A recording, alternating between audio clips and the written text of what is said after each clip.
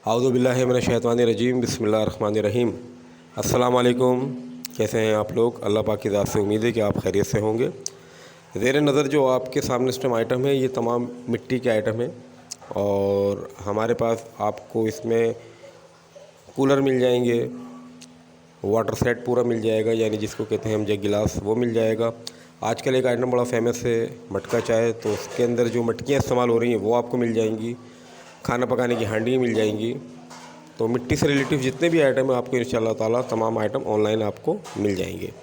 तरीक़ाकार हमारा वही पुराना वाला है कि आप व्हाट्सअप नंबर पे कांटेक्ट कीजिए, आपको डिटेल दी जाएगी। ओके लगे डन कीजिए, मंगवा लीजिए, नहीं लगे कोई ऐसी बात नहीं है।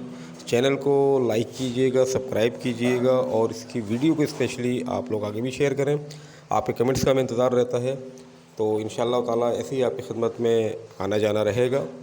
आपकी दुआओं की ज़रूरत है। बहुत शुक्रिया।